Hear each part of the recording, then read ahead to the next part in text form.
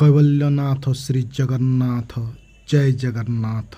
नीलाचल निवासाय नित्याय परमात्मने बलभद्र सुभद्राभ्यां जगन्नाथाय ते नमः। जय जगन्नाथ स्वामी नयन पथगामी भव तुमे। आम अच्छु श्रीमंदिर सामने आज महाप्रभुंकर अलौकिक लीला दर्शन करवा। महाप्रभु श्री जगन्नाथଙ୍କ पतित पावन बानारे देखंतु पड़ी शून्य गंठी। एते संख्यक शून्य गंठी अति विरल घटना। बहुत शून्य गंठी पड़ी देखंतु। देव दुर्लभ दृश्य दर्शन करंतु ए अलौकिक दृश्य। जय जगन्नाथ स्वामी नयन पथगामी भव तुमे। एते संख्यक शून्य गंठी देखंतु किपरि दृश्यमान हेउछि। पतित पावन बानारे पड़ी शून्य गंठी।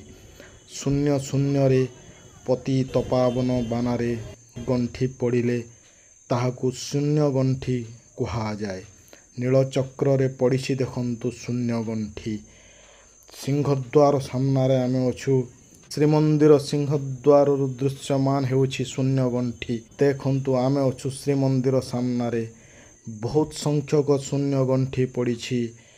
एही शून्य गंठी अत्यंत शुभदायक तथा शुभंकर अटे।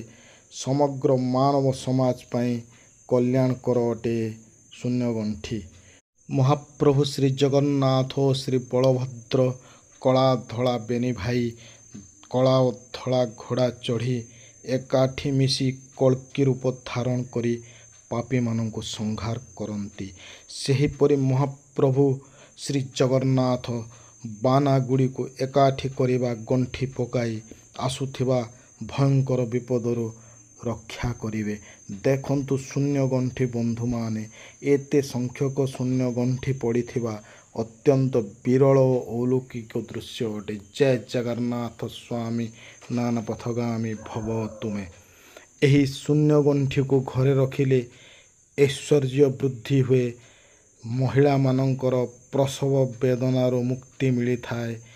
दुरारोग्य व्याधि दूर होई थाए और ग्रह पीड़ार मुक्ति मिली थाए। छोट छुआ मानंको खराब शक्ति रक्षा मिली थाए। जय जगन्नाथ स्वामी। देखंतु शून्य गंठी श्रीमंदिर रे पड़ी महाप्रभु श्री जगन्नाथंकर दिव्य लीला। एही शून्य गंठीर भिजा जल सेवन कले समस्त रिष्ट खंडन हुए। आम अच्छु श्रीमंदिर सामने देखंतु श्री महाप्रभु जगन्नाथंकर चमत्कार लीला। श्रीमंदिर सामने आम अच्छु नीलचक्र रे किपरि पड़ी शून्य गंठी। नीलचक्र रे किपरि पड़ी शून्य गंठी दर्शन करंतु श्रद्धालु भक्त बंधु माने। जय जगन्नाथ। देखंतु किपरि पड़ी शून्य गंठी। जय जगन्नाथ।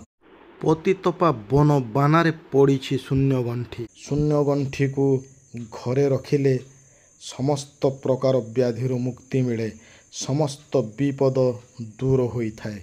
पतितपा वन बानारे किपरि पड़ी शून्य गंठी दृश्यमान हेउछि अलौकिक दृश्य। जय जगन्नाथ स्वामी नयन पथगामी भव तुमे।